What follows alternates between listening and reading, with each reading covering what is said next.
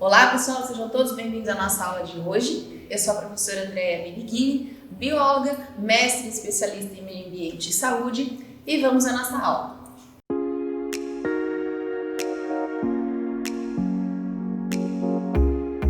Olá pessoal, sejam bem-vindos novamente à nossa disciplina de ecologia, né? Sustentabilidade e saúde ambiental. Bom, hoje nós falaremos um pouquinho do nosso módulo 3, ou melhor, do nosso tópico 3, né? A gente, a princípio, abordamos aí algumas considerações sobre poluição, né? Falamos de alguns conceitos gerais dentro da disciplina de ecologia, sustentabilidade e saúde ambiental. Falamos um pouquinho dos principais tipos de poluição da água. E hoje nós vamos comentar um pouquinho, assim, a respeito dos principais tipos de poluição do solo, tá? Olha, galera, se vocês me perguntarem, assim, qual é o tipo de poluição que é mais severa, que é mais prejudicial, que de certa forma prejudica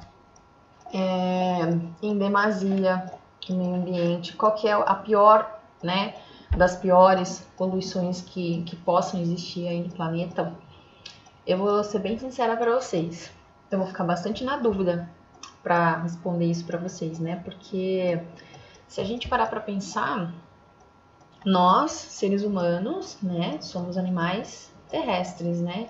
Então a gente vive no ambiente terrestre, onde a gente depende, de certa forma, diretamente, intrinsecamente, enfim, das condições do solo. Porém, a gente também tem uma dependência muito grande nas condições, né, da qualidade da água, como nós já vimos, né? Do ar também, indiscutivelmente. Então, assim, ó, fica muito complicado a gente colocar numa escala de importância, né? Qual é realmente o tipo de poluição que mais afeta, por exemplo, né, a nossa saúde e a saúde dos demais seres vivos que compartilham esse planetinha conosco, né? Então fica bem complicado mesmo, tá? Então, assim, quando eu montei a grade aqui para vocês, estabeleci, né, os nossos tópicos e coloquei, tópico 1 é tal coisa, tópico 2 é tal coisa, eu só gostaria de deixar bem claro para vocês que isso não significa uma ordem de importância, tá? Não é uma questão hierárquica do que é mais ou menos importante, falamos das coisas mais importantes no início, deixamos as menos importantes no final da nossa disciplina, ou vice-versa, não tem absolutamente nada a ver, tá? Só para vocês compreenderem um pouquinho melhor a respeito disso, né? Principalmente quando a gente fala em poluição, né? Dificilmente a gente consegue definir realmente o que é mais prejudicial. Tudo depende de vários aspectos, né? De vários pontos de vista e do que realmente a gente está querendo abordar com esse nosso discurso, com essa nossa fala, com essa nossa disciplina, né? O meu objetivo aqui, o objetivo da disciplina em questão é assim, não mais do que demonstrar para vocês que existem vários tipos de poluição e que todas elas, de alguma forma, são sim bastante prejudiciais ao ambiente em que nós mesmos vivemos, né? E dependemos dele para vivermos, ok? Bom, para a gente falar de poluição de solo, né? Já que a gente está falando de solo, acho que é imprescindível termos uma noção, né? De algumas características gerais e principais aí do solo em geral, né? Então, assim, ó, fato aqui, independentemente do habitat de qualquer ser vivo, seja ele um ser vivo que vive num ambiente terrestre, um ambiente úmido, aquático, enfim, todos os seres vivos de alguma forma vão depender, né, de forma mais direta ou de forma mais indireta do solo, para que haja sobrevivência desses organismos, né? E isso é simples de nós compreendermos, porque assim, ó, o solo, na verdade, ele tem uma mistura de componentes, né? E de nutrientes, né? De substâncias, na verdade, que são imprescindíveis para a sobrevivência dos seres vivos em geral. Por exemplo, os minerais presentes no solo e a própria matéria orgânica, né? Que é o composto que faz com que esse solo seja realmente um solo produtivo, né? Um solo que apresente condições de vida, né? E se tratando de vida, já que eu citei a respeito disso, né? Já que eu comentei a questão da vida no solo, embora não pareça, a princípio, numa primeira visão assim mais superficial, né? Talvez as pessoas achem que não tem muita vida no solo, né? Que a vida fique acima do solo, muito abaixo dele, mas não. Na verdade, o solo ele é repleto de vida, principalmente na camada mais superficial dele. Quando eu me refiro a uma camada mais superficial, em torno de aproximadamente 15 centímetros de profundidade, que é onde nós encontramos, vamos dizer assim, a maior parte da biota que compõe o solo, tá? Biota seriam os seres vivos em geral, tá? Comunidade, né, de seres vivos em geral. Então, basicamente, nessa profundidade, em torno mais ou menos de 15 centímetros de profundidade, é que a gente encontra aí a grande concentração, né, dos organismos que habitam o solo, tá? E assim, como é que é formado esse solo? Então, basicamente, de uma forma bem ampla, bem geral, o solo ele se forma em função do processo de desagregação, né, dos materiais rochosos, das rochas, né, que a galera, o pessoal chama de pedra. Os geólogos ficam loucos, né, quando a gente fala pedra, né, pedra é rocha, né. Mas enfim, o processo de desagregação desses materiais rochosos, das rochas, enfim, e o próprio processo de decomposição orgânica, tá? Lembrando que esse processo de desagregação de rochas, eu não estou falando só de processos artificiais ou processos provocados pelo ser humano, tá? Isso ocorre de forma natural, a própria intempérie natural, né? Os próprios fenômenos naturais fazem essa desagregação de materiais rochosos para a formação do solo. E é claro que, obviamente, a decomposição da matéria orgânica também é um fato muito importante para a formação do mesmo, né? Então, assim, em se tratando de processo de decomposição propriamente dito, o material orgânico ele vai se incorporar, né? É como se fosse uma grande mistura realmente, como foi dito a princípio, né? De nutrientes, né? De minerais junto com a matéria orgânica, né? E essa matéria orgânica ela vai se agregando ali à própria constituição mineral do solo e justamente essa matéria orgânica é formada por ação dos organismos que nós chamamos de organismos decompositores, tá? Aí vocês podem perguntar assim, mas quem são esses organismos decompositores? Na natureza, dentro de uma escala, assim, né, de seres vivos em geral, a gente tem alguns degraus, assim, né, dentro de uma cadeia ou de uma teia alimentar, onde sempre a gente inicia a partir dos produtores, que são os organismos fotossintetizantes, e o último degrau, vamos dizer assim, dessa cadeia, dessa teia alimentar, né, que a gente chama de níveis tróficos, são os decompositores, tá? Que normalmente são representados por bactérias e fungos, tá? São esses os grandes responsáveis aí pela formação dessa matéria orgânica que se agrega à própria constituição mineral do solo, ok? Então, assim, ó, justamente a gente acabou de comentar que em torno de mais ou menos 15 centímetros de profundidade, até mais ou menos, né, vamos dizer assim, 15 centímetros de profundidade, é que a gente encontra a maior parte da biota, né, da comunidade de seres vivos que habitam o solo. Então, obviamente, né, que essa seria justamente a camada do solo que é normalmente a mais prejudicada quando a gente tem algum tipo de poluição edáfica, tá? Esse termo edáfico, ele refere-se a solo. Tudo que é edáfico é relativo ao solo, tá?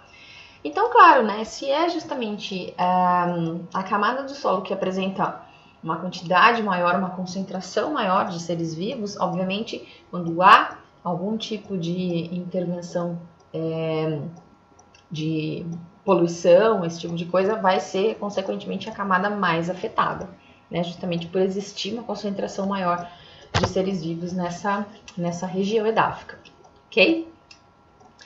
E assim, ó, quando a gente fala em solo, é claro que a gente também não pode generalizar, assim, né, dizer que todo solo é igual, e a gente sabe que isso não é verdade, né?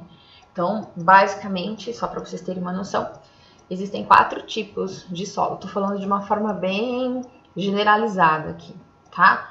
Então, assim, basicamente a gente tem 4 tipos de solo. O solo que a gente chama de solo arenoso. E o interessante dessas classificações aqui, dessa tipologia de solo, é que a própria nomenclatura já nos demonstra a ideia de como esse solo se apresenta, né? Então, por exemplo, solo do tipo arenoso é um dos 4 tipos, né, principais. Nós temos o solo do tipo argiloso, o solo calcário e o solo que a gente chama de solo humoso, né, que também, inclusive, ele é até mais conhecido, né, as pessoas até se referem mais a esse tipo de solo como solo orgânico, tá? Então, algumas características chaves, assim, para a gente poder identificar cada tipo de solo. Então, por exemplo, o solo do tipo arenoso é justamente isso que vocês pensaram. Então, ele tem uma constituição arenosa, né? Bem semelhante, é aquele solo cheio de areia, né? Então, ele tem uma constituição, ele tem uma, como é que eu posso dizer, uma característica bem granulosa, grãos de areia realmente. Então, ele acaba sendo um solo muito permeável à água, né? Basta a gente pensar aí na areia da praia, por exemplo, né? Ela é bastante permeável à água. Então, todo solo que tem uma constituição arenosa, ele tem essa tendência a ser bastante permeável à água, tá? Isso significa, obviamente, que você vai encontrar boa quantidade de água em camadas mais inferiores desse tipo de solo, né? Já, por exemplo, o solo do tipo argiloso, a consistência dele é uma consistência fina e ele é praticamente impermeável, né? Ele é relativamente, vamos chamar assim, impermeável à água. A argila é aquele solo que parece um barro, que inclusive é muito usado para fazer esculturas, né? Obras de arte, enfim. Então a água se mistura ali naquela consistência do solo argiloso, né? Que é bastante fino e acaba formando tipo uma massa moldável, né? Por isso que é um tipo de material bastante usado aí para fazer obras de arte, esculturas, enfim, né? Com a tal da argila, ok? Já o solo orgânico, que também é chamado de solo humoso, né? O próprio nome já diz, por que ele tem esse nome? Porque a quantidade de material orgânico, né, de composto orgânico, de matéria orgânica disponível no solo é extremamente grande. Então, ele é realmente um solo com muito nutriente, né, que é o solo que, digamos assim, que a gente consegue observar uma maior probabilidade, por exemplo, de crescimento e nascimento de várias espécies vegetais e, consequentemente, também outras espécies de seres vivos, né? Então, ele é um solo realmente muito rico em matéria orgânica, muito bom para cultivo e tudo mais. E, finalmente, o solo do tipo calcário, que nesse caso aqui, o solo calcário ele é muito seco, né? Normalmente muito quente, muito seco.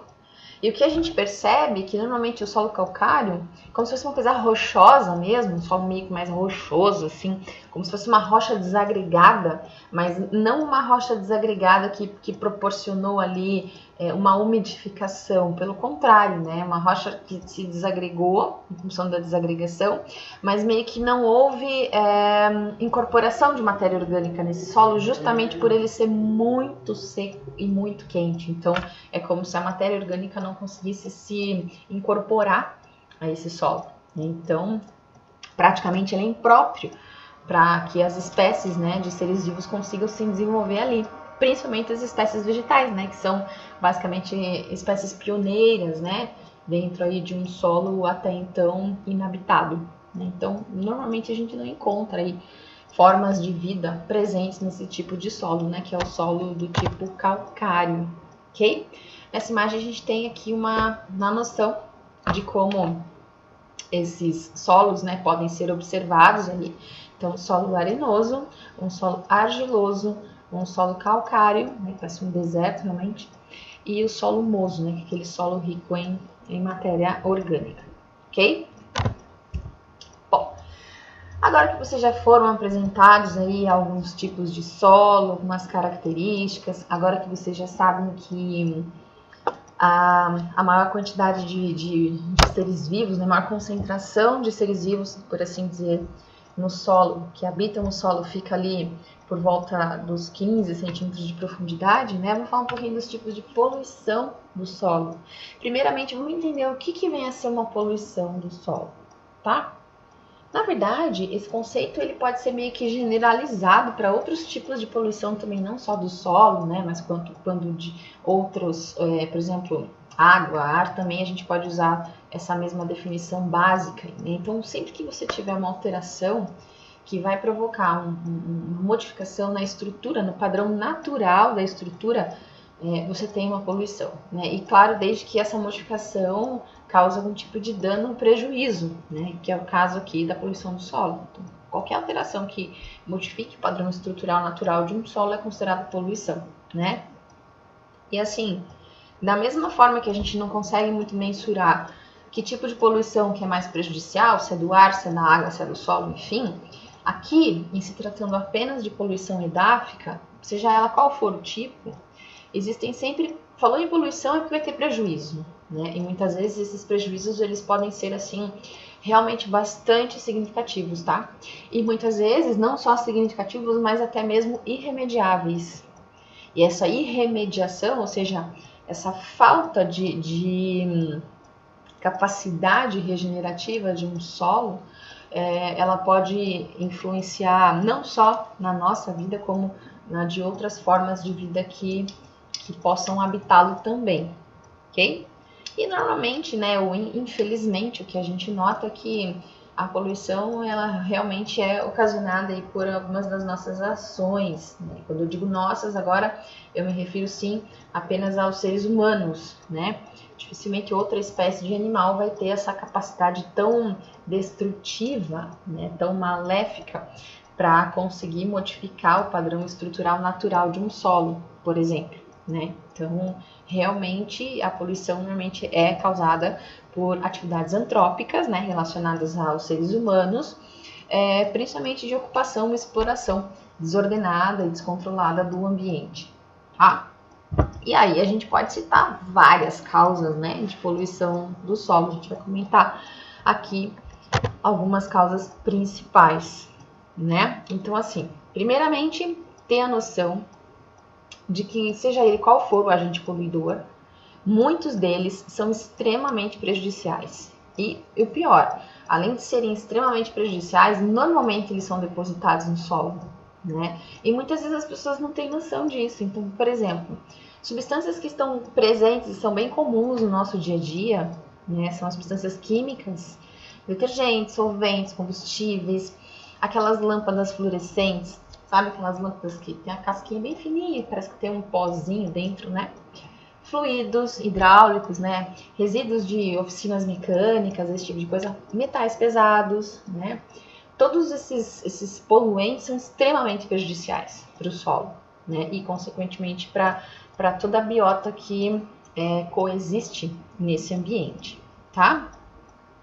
Uma outra coisa também que é bastante comum a gente observar é quando o lixo, né, os resíduos sólidos, eles são descartados de forma inadequada. Quando se faz o acondicionamento, o descarte inadequado de resíduos sólidos, não importa se eu estou falando de um resíduo sólido de origem doméstica ou se eu estou falando de um resíduo sólido de origem industrial, não importa, né? O que importa é que quando esses resíduos são inadequadamente acondicionados e descartados, eles podem sim prejudicar também a saúde do solo, né?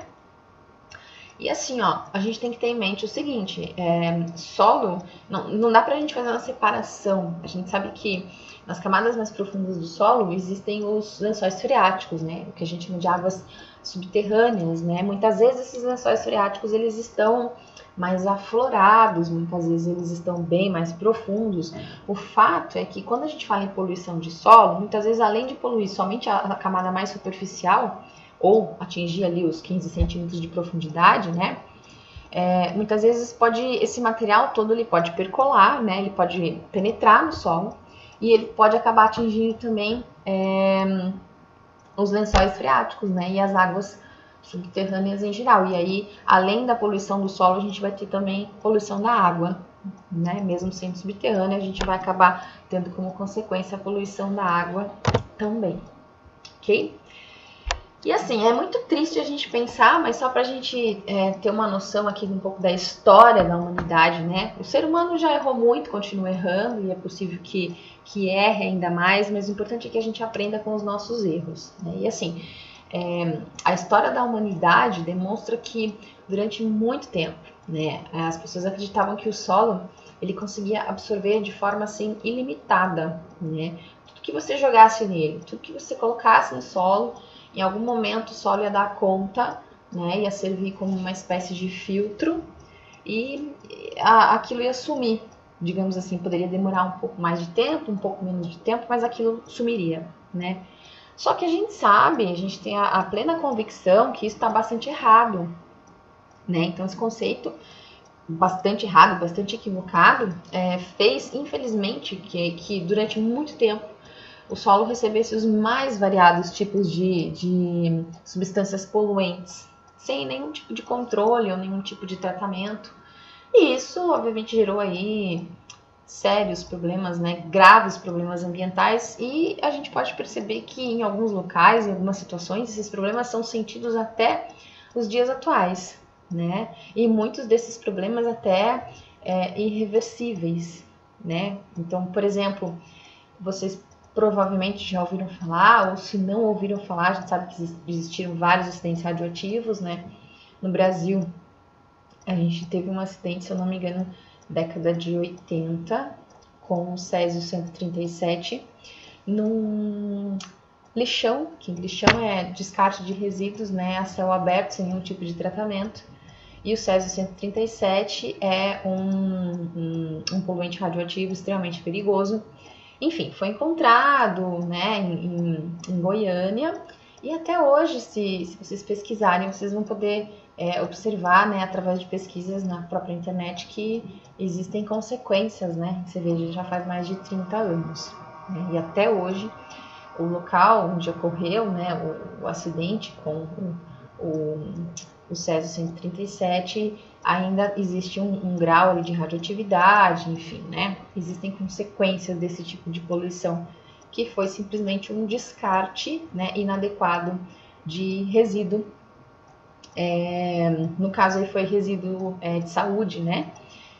Se eu não me engano, foi um material de coisas de odontológicas, raio-x, se eu não me engano, um raio-x de dentista, né? O pessoal encontrou uma caixinha, enfim, abriu a caixinha, encontraram lá uma luzinha verde, assim, bem fluorescente, acharam bacana, saíram distribuindo para todo mundo e deu no que deu, né? Se vocês tiverem interesse, vocês podem pesquisar mais a respeito desse acidente com o Césio 137, ok?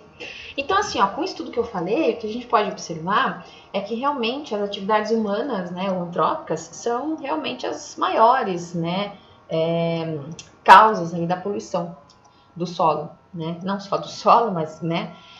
Enfim, mas a gente também tem que levar em consideração que existem, às vezes, alguns processos naturais que muitas vezes também podem ocasionar alguns prejuízos, né, no solo e também na comunidade ali existente. Então, por exemplo, a gente sabe que existem algumas épocas, alguns períodos do ano, em algumas regiões, que ocorrem queimadas naturais. É um processo natural, né? E isso, de certa forma, pode prejudicar o solo temporariamente, mas depois o próprio ambiente dá conta de se recompor, por exemplo, tá? Existem, sim, fenômenos naturais que muitas vezes podem, né, ocasionar determinados prejuízos, porém, sem sombra de dúvida, as atividades antrópicas são as grandes responsáveis aí pela poluição do solo, tá? E já que a gente está falando em atividades humanas, vamos falar um pouquinho de defensiva agrícola, né? Olha lá. Então, assim, ó, falou em defensiva agrícola, todo mundo já logo pensa em veneno, a gente chama de veneno. Na verdade, são venenos mesmo, né? Só que, assim, esses venenos, entre aspas, eles são muito utilizados na agricultura, né? Principalmente para combater as chamadas pragas agrícolas nas lavouras, né? O problema deles, na verdade, quando você faz a utilização de forma inadequada, né?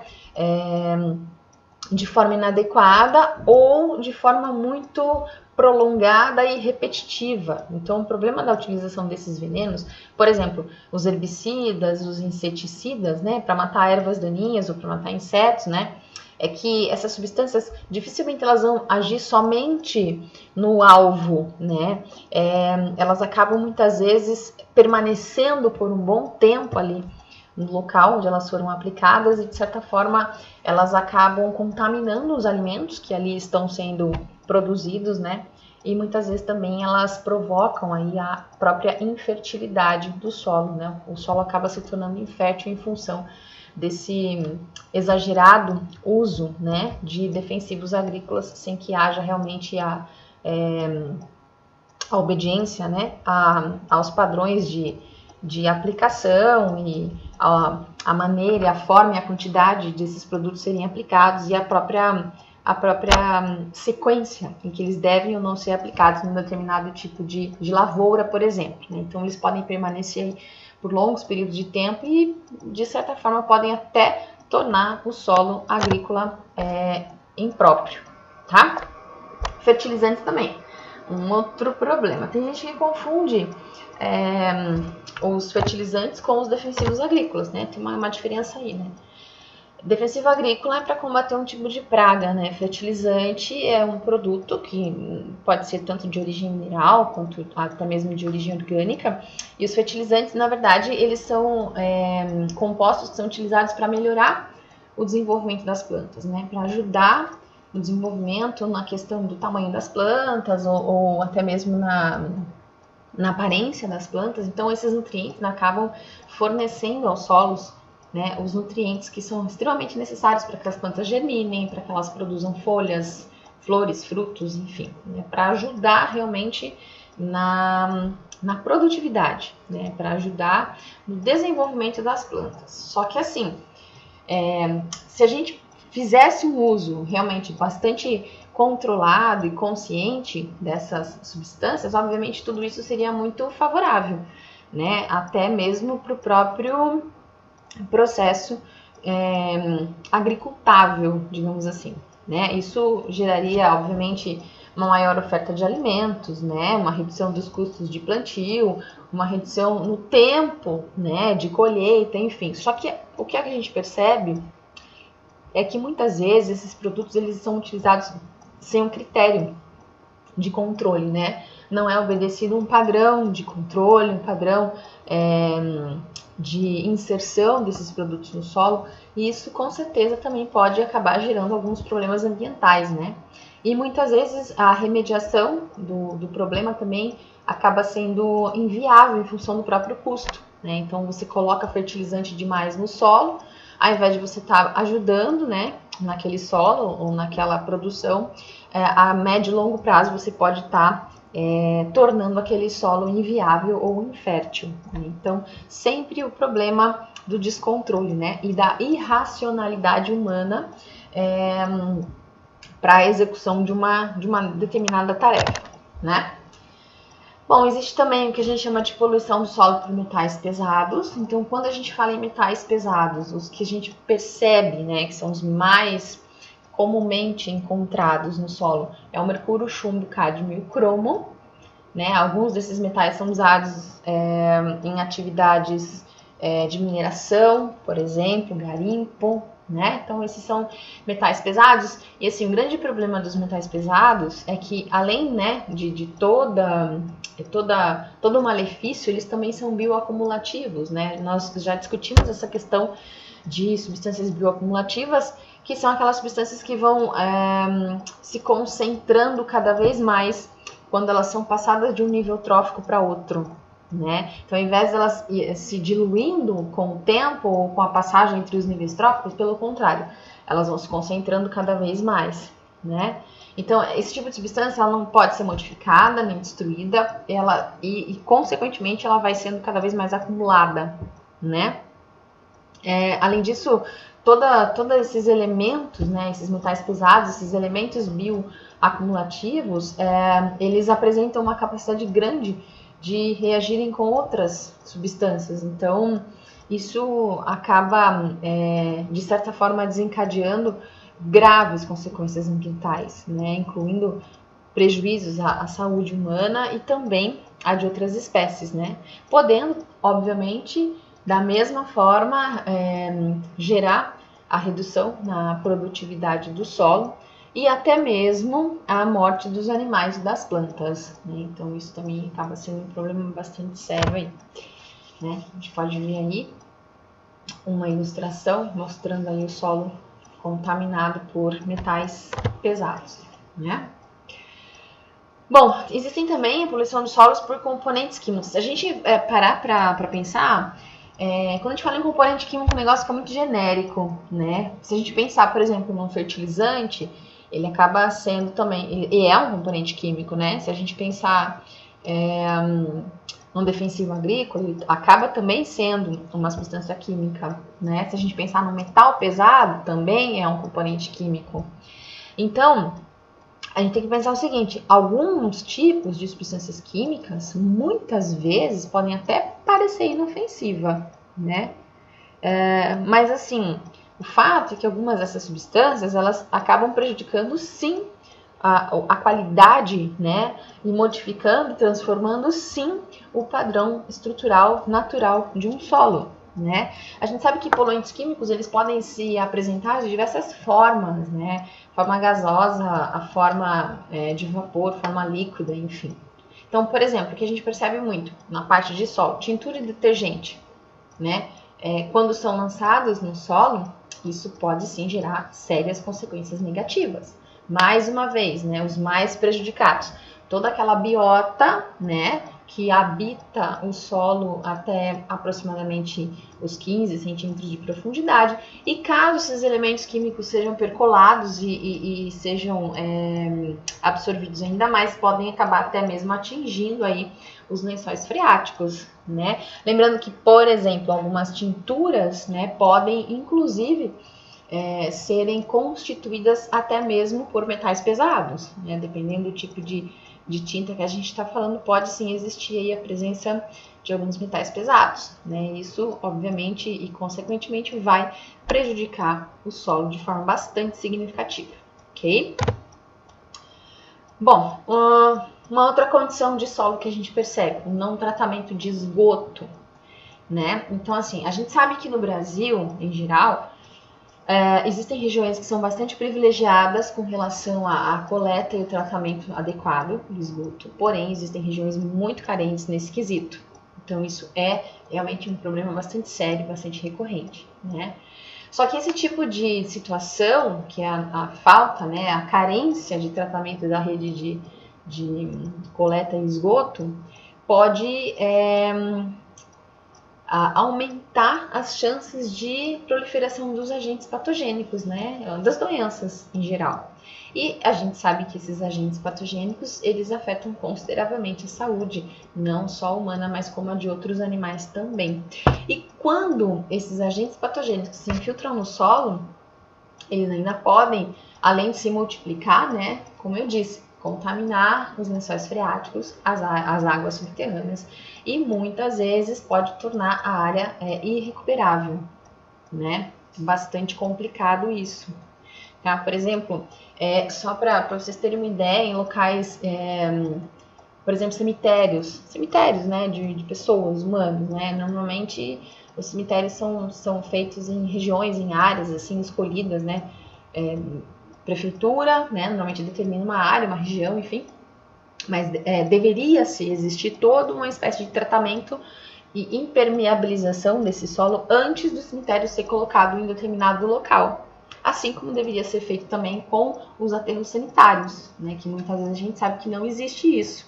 Então, o que acontece? O próprio chorume, que a gente chama, né, que é o processo de degradação, de decomposição de matéria orgânica, ele percola no solo. Então, deveria existir uma espécie de barreira para que esse material altamente poluído, né, repleto de agentes patogênicos, não percolasse, não atingisse as águas subterrâneas, né? Só que a gente sabe que, infelizmente, a realidade brasileira não é bem assim.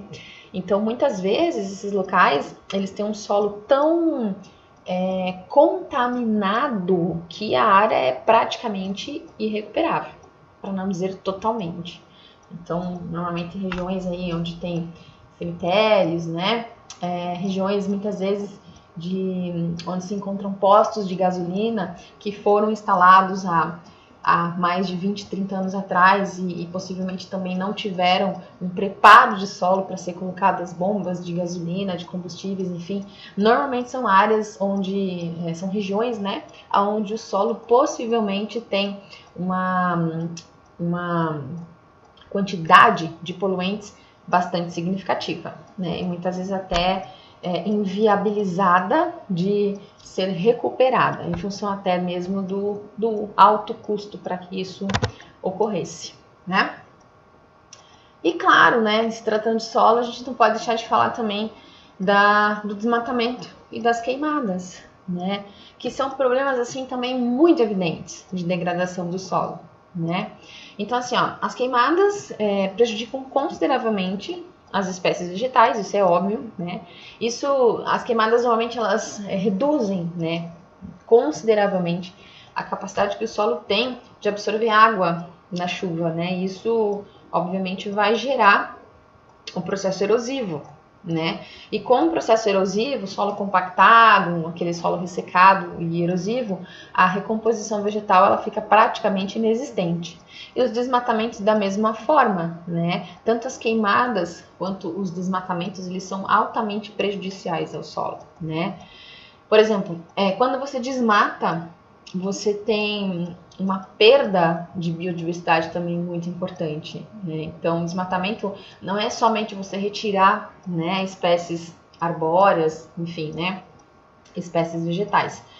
Uma das consequências do desmatamento é que você acaba perdendo também não só as espécies vegetais, mas as espécies animais também. E justamente em função dessa falta, né, dessa carência, dessa ausência de cobertura vegetal, o solo ele acaba ficando mais exposto também aos agentes erosivos, né? Vento, falta de chuva, estiagem, enfim, né? E, consequentemente, esse solo que fica mais exposto a esses agentes erosivos, ele acaba ficando mais suscetível a danos ambientais de forma geral, né? Então, com isso, sim, a gente percebe que não existe um único problema. São vários tipos de problemas relacionados aí à qualidade e à saúde do solo, né? Claro que todos esses problemas, eles são de ordem praticamente antrópicas, né? Então, quando a gente fala em queimada, quando a gente fala em desmatamento, quando a gente fala em deposição de resíduos sólidos de forma inadequada, quando a gente fala em uso de herbicida, quando a gente se refere ao uso de fertilizantes de forma descontrolada, tudo isso em função das atividades antrópicas, né? E como eu disse, existem também algumas situações em que há uma parte da poluição gerada de forma natural, como por exemplo, eu citei as queimadas naturais, mas isso de certa forma acaba sendo até mesmo irrelevante, porque esses processos naturais eles acabam sendo mais facilmente recuperáveis, né? Agora, quando a ação realmente ela é uma ação provocada, ela é uma ação maléfica, ela é uma ação prejudicial, em função da atividade humana, a degradação acaba sendo muito maior, né? E a capacidade de regeneração e até mesmo reversibilidade do dano acaba sendo muito mais difícil e muito mais onerosa, ok? Bom, pessoal, eu espero que vocês tenham aproveitado a nossa aula de hoje. Não se esqueçam de fazer a leitura do material disponível no portal para vocês e resolverem os exercícios. Obrigada pela atenção de todos e até o nosso próximo tópico. Ok, pessoal? Agradeço a atenção de todos na nossa aula de hoje. Espero que vocês tenham compreendido o assunto trabalhado.